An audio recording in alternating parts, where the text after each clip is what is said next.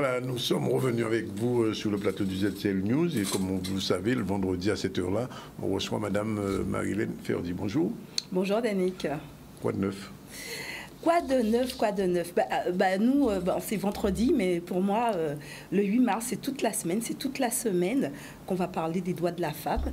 Et puis, on va profiter, aujourd'hui, forcément, on reçoit une femme emblématique. Ah, une femme. Forcément, une femme. Oui. Une femme emblématique du cinéma guadeloupéen. Et en plus, qui arrive avec un scoop. Oui. Donc, il faudra faire gagner. On a quand même une place de cinéma à faire gagner. Oui, il y a des places de cinéma. Voilà, on va faire gagner une place de cinéma. 03.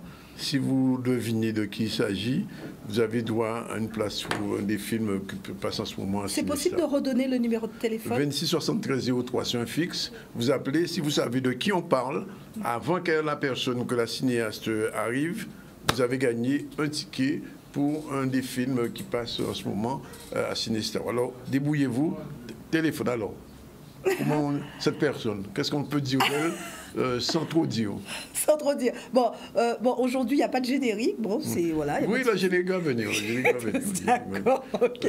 Générique, c'est parti. Voilà.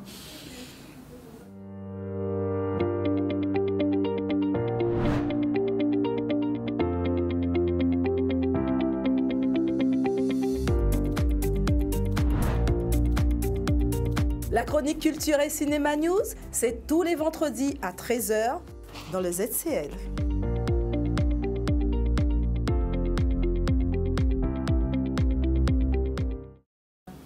Dans le ZCL, il y a nulle part ailleurs. Alors, donc revenons à cette cinéaste guadeloupéenne. J'ai failli penser que c'était cette Martiniquaise qui a eu un prix l'autre jour, mais moi, elle dit elle est guadeloupéenne.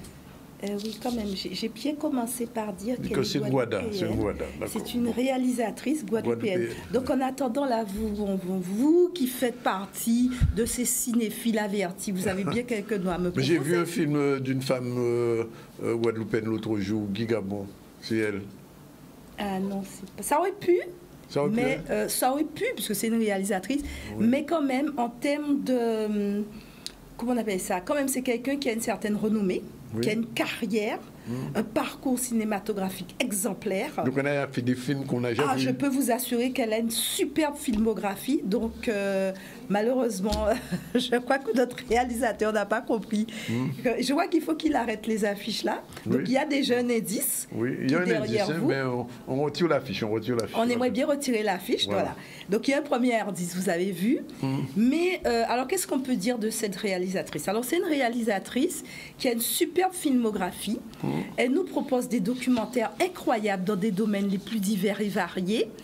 Et elle a quand même, elle a fait tous les formats. Et on va voir son dernier format de film cinématographique. Et elle est l'une des rares à avoir fait un format de ce genre de film en Guadeloupe. C'est l'une des rares. 26 73 03, vous avez 15 secondes encore pour appeler et notre réalisatrice va entrer. Si vous n'avez pas appelé maintenant, alors je compte 1, 2, 3. Alors 4, un dernier indice. Oui. Elle a des taches de rousseur. Ah, elle a des taches de rousseur. D'accord. Ah bon, des taches de rousseur. Bon, ça y est, elle va entrer et on va la voir. Je ne sais pas si quelqu'un a trouvé. Entrez, madame la réalisatrice aux taches de rousseur. Bonjour, madame. Bonjour. Voilà, bien ça y est, on a trouvé, on l'a retrouvée et la voilà. C'est Mariette. Merci. Bonjour Mariette, bienvenue. Bonjour. Heureux d'être avec vous tous. Alors on va parler. Très plaisir. C'est un plaisir de toutes les façons. On va parler de Mariette. Alors moi, c'est une invitée spéciale pour moi. Parce que quand on a lancé la chronique en mai 2022, Mariette était la première personne que j'ai voulu. Mais avant même la chronique, elle était venue ici, il me semble. Ah, je ne sais. Moi, avant. Non, elle était venue avec une scénariste, je crois. Alors, Mariette était venue. C'est un moment historique. C'est un moment très historique, Mariette. Tu vas comprendre pourquoi. Oui. C'est ce fameux moment que je redoutais. Tu te souviens pas quand on devait faire la promotion de l'incubateur? Oui. On était passé en février. Oui. Et que moi, je voulais pas du tout passer, que j'ai demandé de bien parler. Oui. C'était ce fameux moment incroyable. Et pourquoi? Parce qu'avant d'arriver à cette période, je vais donner quelques repères filmographiques de Mariette. Mais ce sont les miens. Parce qu'elle a une belle filmographie en termes de documentaires. Oui. Et donc, moi, il y a un des films aussi qui, pour moi, représente bien la filmographie assez variée, avec cet ancrage caribéen et autres. C'est bien sûr le documentaire de l'ancien président, qui fait le portrait de l'ancien président haïtien, Sweet Mickey, de Michel Martelly. Michel Martelly. Alors, à ne pas confondre Sweet Mickey. avec Jean-Philippe Martelly. Non, c'est Sweet Mickey, celui-là. Oui, Sweet Mickey. Oui. Et puis, après, moi, il y a un autre documentaire en 2019 qui a aussi a marqué, c'est ce fameux documentaire Tourné vers la Mecque. Ah oui. Donc c'est un documentaire assez... Pourquoi il a marqué? Parce qu'il était à contre-courant de ce qu'on voyait à la télé. Oui. Donc ça montrait quoi? Donc les chrétiens, donc des chrétiens guadeloupéens et martiniquais, antillais, on va dire, vous n'aimez pas tellement ce terme, on va dire guadeloupéens et martiniquais, des chrétiens qui ont décidé de se convertir vers l'islam. Donc ce documentaire très intéressant avec des témoignages.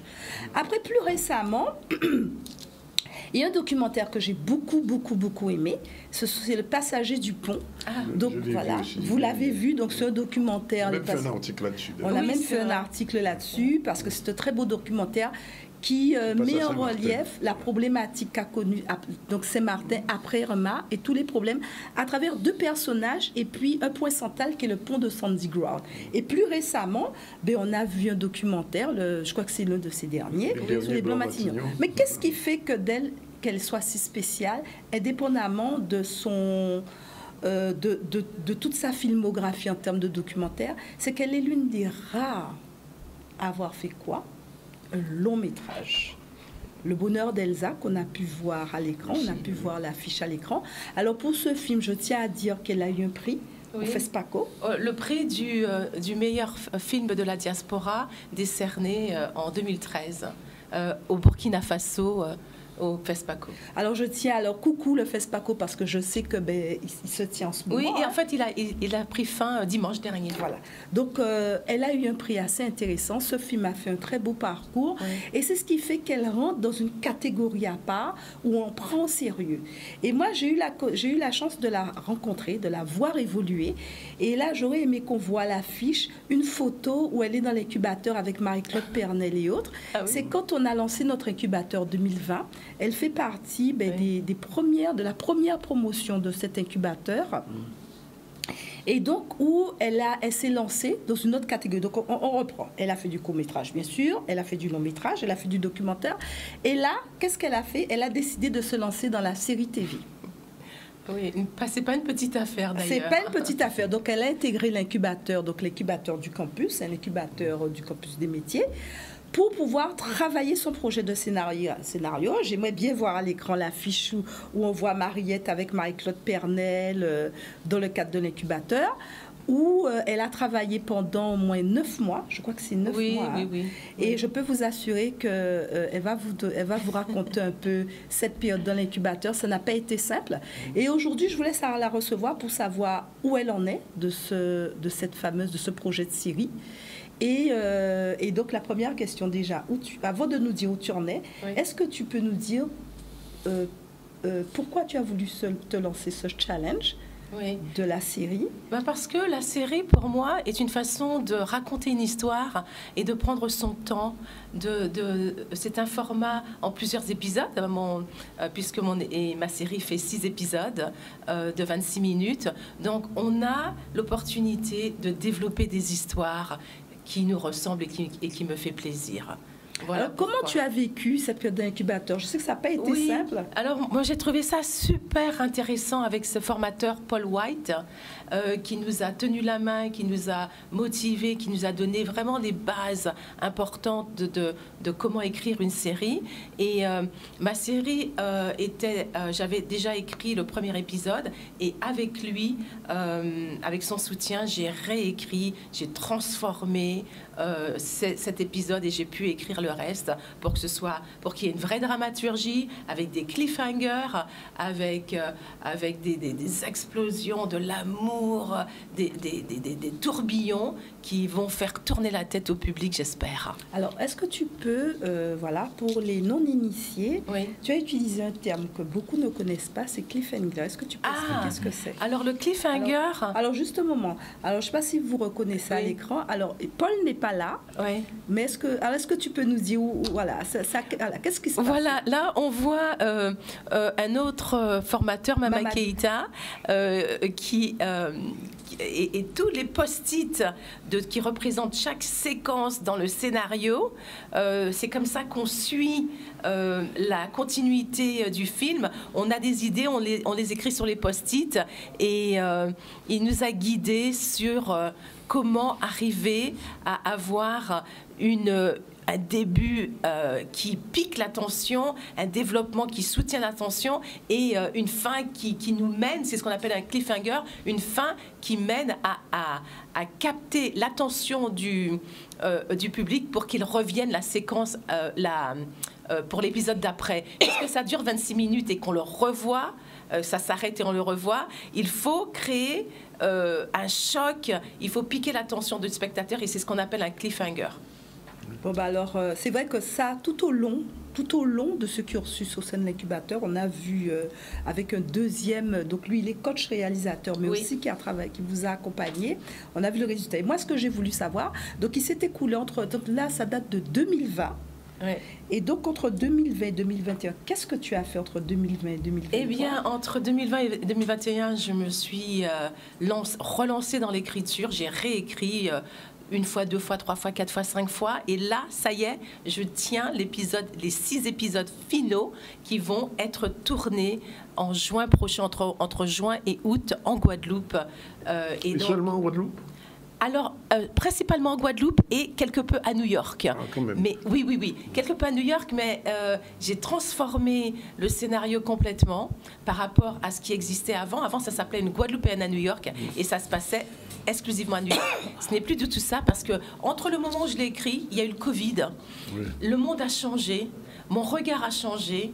Et maintenant, ce qui m'intéresse, c'est d'ancrer l'histoire dans la société antillaise, dans notre île, et de voir comment cette histoire est connectée avec New York et les médias sociaux.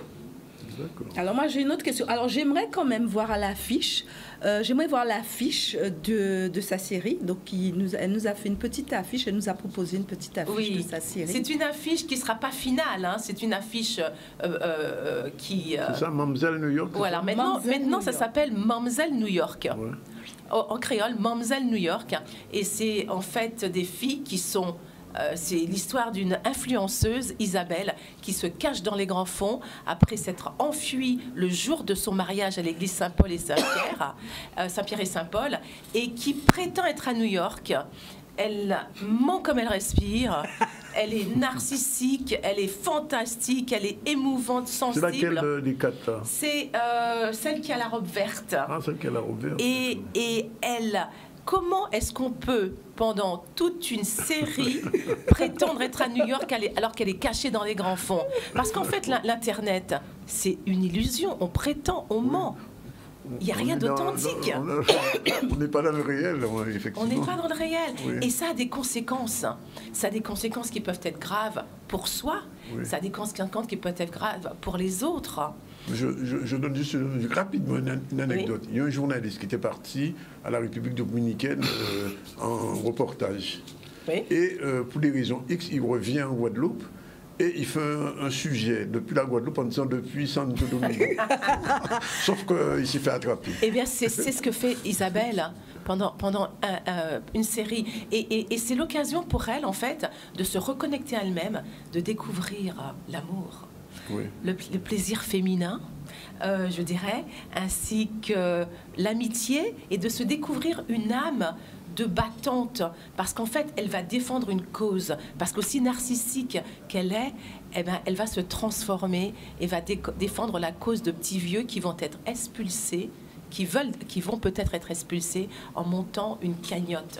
Je n'en dis pas plus parce qu'il faut quand même... Alors moi, ce que je propose, Danick, c'est qu'elle nous a proposé un générique qui n'est pas le générique, qui va encore être modifié. Oui. Et moi, j'aimerais bien qu'on puisse regarder ce générique du pilote. Bon, ben, voilà, alors, c'est la bande-annonce du pilote, mais comme je vous l'ai dit, on est en train de transformer tout ça. D'accord, on regarde ça avec intérêt.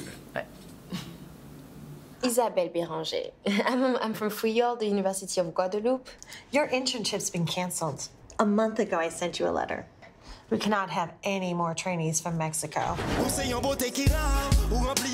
officially I meet Isabel from Guadalupe. Ooh, that sounds fancy. Guadalupe. Where's that at? Girl, in the French West Indies. You in grad school? I feel like a failure. I saw your friend request on Facebook. What's your status? I always say single, just to keep my options open. Be grateful for what you have. You're blessed with a lot already. You know, I told you to dump his ass. I told everyone that he was the one. And now I feel like a fool. Oh, Chantal, look at you. You could be so selfish sometimes. I did not know who he was. If you want to stay here, you better shape up, all right? If I know it for a piece of advice, I really don't think that's necessary. Why? Because I'm trying to save your life. Tu joues les bad boy, ouais, les bad killer. You gotta stand up for yourself. Mon killer. Yo, ka flexé en Benz, bima. Selba. Hi, Antoine. How are you? I'm fine, thank you. Titulaire d'Aston Villa. Swag. Yep, c'est ça, on est là. Mais lorsque Damn, Izzy. What did I do? oh, no, but you look good, though. Give me that. Faut pour moi, yaya level. Yaya level. Au top niveau. Can you give me that? Pan bed, pan floor. Give me that. Prouve-moi tes retours. Give me that. Vraiment, ça donne envie. Hein. Ah ouais, ça Alors, donne c'est envie. seulement 6 épisodes. Ah oui, mais c'est déjà pas mal. Il y aura une saison 2. Il y aura une saison 2 si le public adhère.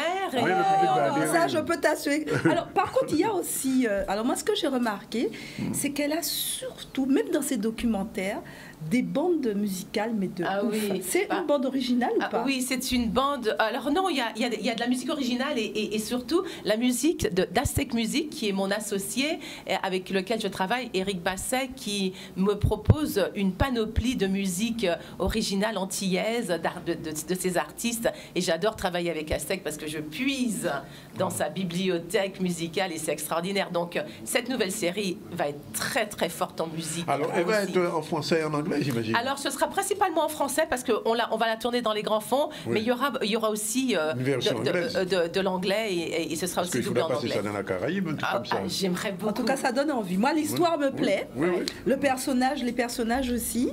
Et puis, bon, ça- moi, ce que j'aime chez Mariette, c'est la patte de Mariette. On a merci. une bande de musique, mais de ouf. Moi, j'adore ça. Ouais. Donc, c'est il y a bien. une qualité. Pourquoi je le dis? Parce que c'est ce que je regrette beaucoup. C'est beaucoup trop négligé dans les films qu'on a l'habitude de voir en Guadeloupe. Donc, moi, j'ai hâte. Alors, on reprend. Le tournage est prévu pour quand? Normalement juin, mais j'ai envie de dire entre juin et août. Mais c'est prévu normalement pour juin, mais on a toujours du retard dans Le la casting est cinématographie. terminé? Et j'adorerais lancer un appel de casting là. Nous recherchons tous les rôles. Alors, attends, Mariette. Alors, est-ce que le réalisateur peut nous mettre à l'écran à nouveau la fiche de la série? Parce qu'il y a l'adresse pour ceux Ah, il qui y a sont l'adresse intéressés aussi. par Oui. le casting. Voilà. Oui. Voilà. Donc, vous Mamzelle voyez Casting. à gauche, Oui, Mamzelle Casting. mamzellecasting@gmail.com. Mamzelle s'écrit en créole MANMZEL casting @gmail.com.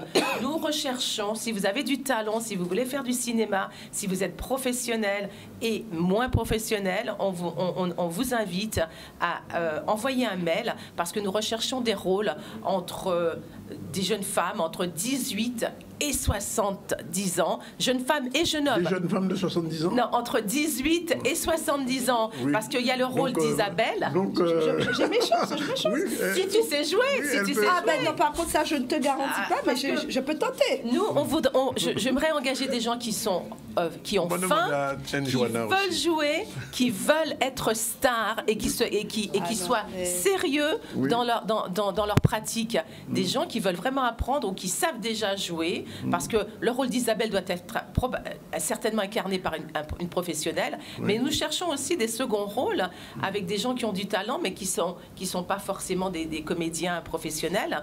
En tout cas, il y a le rôle d'Isabelle, ses copines, elles ont toutes dans la vingtaine. Oui. Il y a le rôle de la mère d'Isabelle et du père d'Isabelle, donc dans 40, Mais, 45. Marilyn peut jouer Madame Brown. Non, Marilyn, alors, elle a bien précisé des gens qui veulent devenir stars. Malheureusement, c'est pas mon cas.